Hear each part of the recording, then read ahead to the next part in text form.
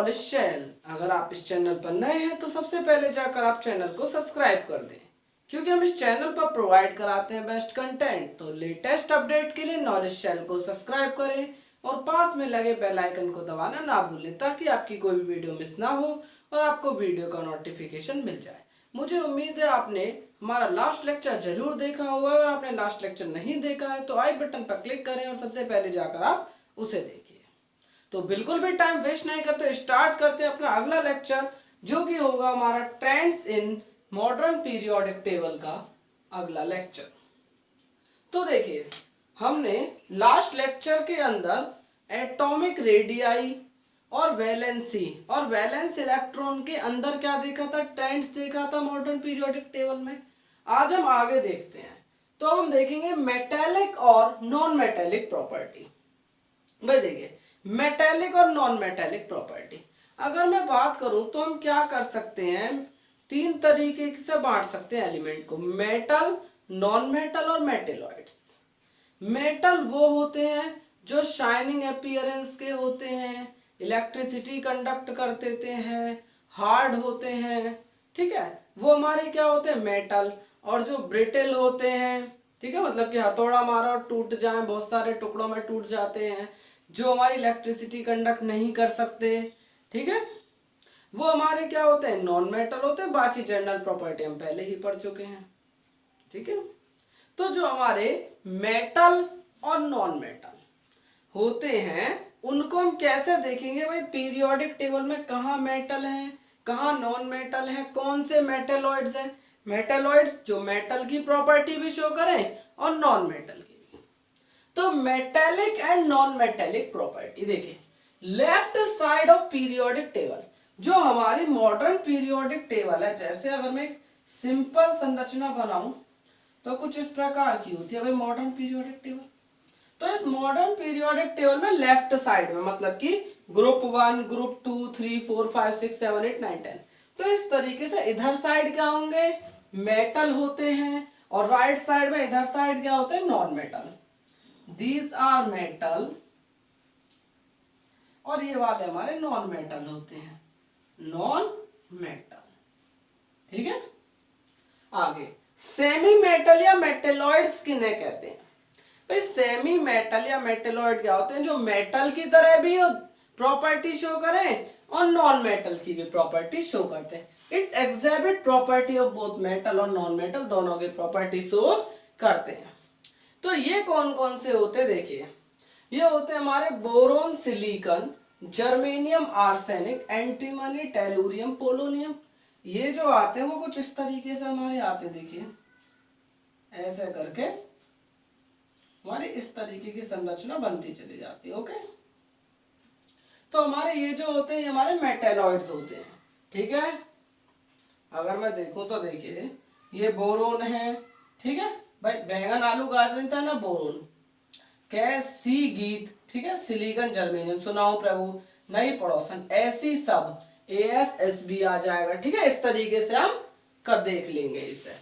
आगे from left to right along the period, भाई देखिए जब मैं पीरियड में लेफ्ट से राइट की तरफ चल रहा हूं, मींस मैं इधर से देखिए लेफ्ट हैंड से राइट हैंड की तरफ चलूंगा तो क्या होगा भाई, इधर मेटल नॉन मेटल, तो मेटेलिक कैरेक्टर क्या हो रहा है कम होता चला जा रहा है, मेटेलिक कैरेक्टर हमारा कम हो रहा है और नॉन मेटेलिक कैरेक्टर बढ़ेगा। तो along the period metallic character क्या होता है डिक्रीज होता है, नॉन मेटेलिक क्या होता है इंक्रीज होता है।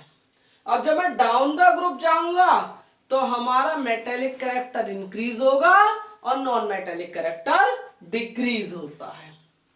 अब देखिए इलेक्ट्रोपॉजिटिविटी, इलेक्ट्रोपॉजिटिविटी का मतलब क्या होता है, इलेक्ट्रॉन को लूज करने की टेंडेंसी, ताकि पॉजिटिव चार्ज बना सके। Tendency of an atom to lose electron to form positively charge cation. तो मुझे क्या बनाना है पॉजिटिव चार्ज कैटायन बनाना है, तो मुझे एक मतलब मुझे क्या करना पड़ेगा इलेक्ट्रॉन को लूज करना पड़ेगा, और इलेक्ट्रॉन को लूज करने की टेंडेंसी को इलेक्ट्रोपॉजिटिविटी कहते हैं। Metal are electropositive in nature. जो मेटल होते हैं वो कैसे होते हैं, इलेक्ट्रोपॉजिटिव नेचर के हैं। मतलब वो क्या करेंगे, अपने इलेक्ट्रॉन को आसानी से निकाल देते हैं और पॉजिटिव चार्ज बना लेते हैं। अब देखिए, जब हम लेफ्ट से राइट की तरफ चलते हैं तो इलेक्ट्रोपॉजिटिविटी क्या होती है, कम होती है। क्यों कम हो रही है, क्योंकि न्यूक्लियर चार्ज बढ़ेगा। भाई देखिए, अगर जैसे मैं आपको एक उदाहरण दूं, lithium, beryllium, boron, carbon, nitrogen, oxygen, fluorine. तो देखिए, ये लिथियम का न्यूक्लियस, आउटर मोस्ट शेल में एक इलेक्ट्रॉन है, हाइड्रोजन, हीलियम, लिथियम। भाई देखिए, 3 होता है तो 2 तो पहले शेल में, आउटर मोस्ट शेल में एक इलेक्ट्रॉन आ जाएगा। बेरिलियम के आउटर मोस्ट शेल में मैं बनाऊं 2 इलेक्ट्रॉन, बोरोन की में 1 2 3 3 इलेक्ट्रॉन हो जाते हैं, कार्बन की में 1 2 3 4 4 इलेक्ट्रॉन हो गए। तो इलेक्ट्रॉन बढ़ रहे हैं, साथ ही साथ में देखिए न्यूक्लियस में पॉजिटिव चार्ज बढ़ेगा तो क्या होगा, अट्रैक्शन बहुत ज्यादा होगा, फोर्स ज्यादा लग रही है तो इलेक्ट्रॉन को निकलने नहीं देगी। बिकॉज न्यूक्लियर चार्ज इंक्रीज हो जाता है, जिससे कि जो इलेक्ट्रॉन पर लगने वाली फोर्स थी वो बढ़ जाएगी, और फोर्स बढ़ जाएगी तो इलेक्ट्रॉन को वो निकलने नहीं देगी। इस वजह से इलेक्ट्रोपॉजिटिविटी, इलेक्ट्रॉन को निकालने की टेंडेंसी कम हो गई अलोंग द पीरियड। जब मैं डाउन द ग्रुप जाऊंगा तो हमारी इलेक्ट्रोपॉजिटिविटी बढ़े, क्योंकि न्यूक्लियर चार्ज कम हो रहा है। और साथ ही साथ देखिए, हमारा जो वैलेंस शेल का इलेक्ट्रॉन है वो दूर चलता चला जाएगा, भी नई शेल जुड़ती चली जाएगी। देखो,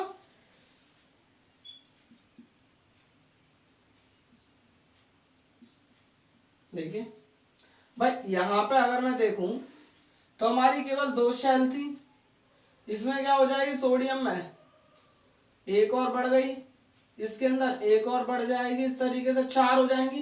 भाई इलेक्ट्रॉन क्या है, हमारा न्यूक्लियस से दूर चलता चला जाएगा।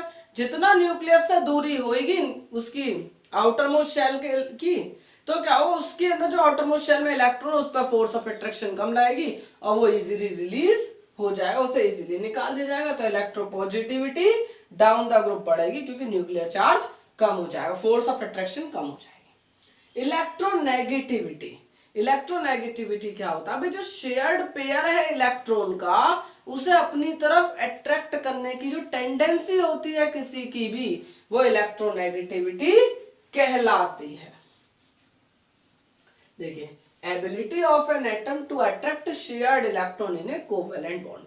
एक कोवेलेंट बॉन्ड हमने बनाया, उस कोवेलेंट बॉन्ड के अंदर जो शेयर इलेक्ट्रॉन है उसको अपनी तरफ अट्रैक्ट करने की टेंडेंसी इलेक्ट्रोनेगेटिविटी कहलाती है। जैसे मैंने एक उदाहरण देता हूं, देखिए ये मेरा Cl था, तो ये हमारा शेयर्ड पेयर ऑफ इलेक्ट्रॉन होगा। भाई देखिए, बीच में मैं यहां पे लगाता हूं, तो अब देखो कार्बन भी इसको खींचना चाहता है, क्लोरीन भी।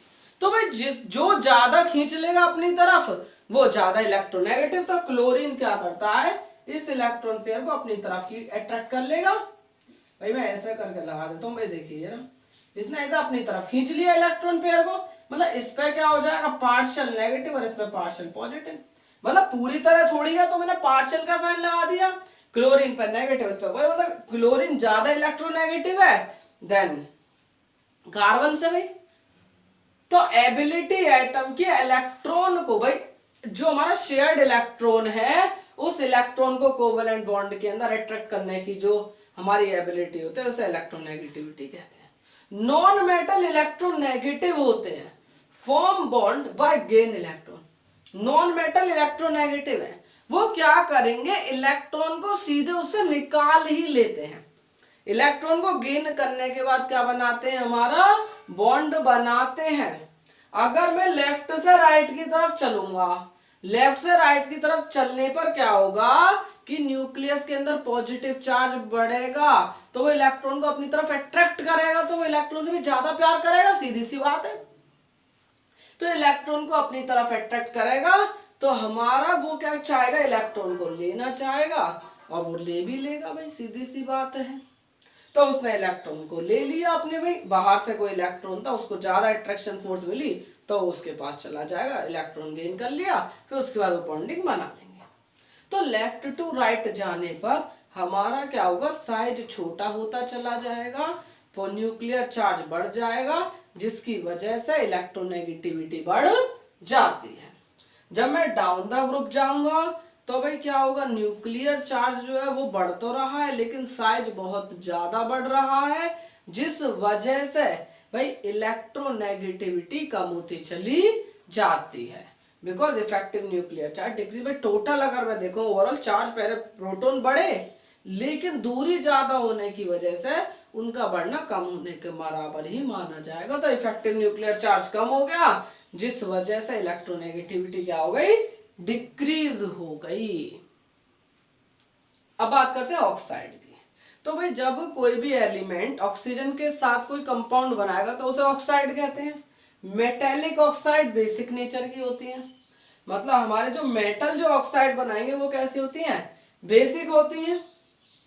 भाई सामान्य मैं देखूं, मैंने कोई भी ले लिया, देखिए जैसे मैंने ले लिया Na2O, इसे मैंने H2O में घोला तो हमारा क्या बनेगा, NaOH, सोडियम हाइड्रोक्साइड बनी। तो कैसे नेचर का, ये बेस है, तो मेटेलिक ऑक्साइड बेसिक नेचर की होती है।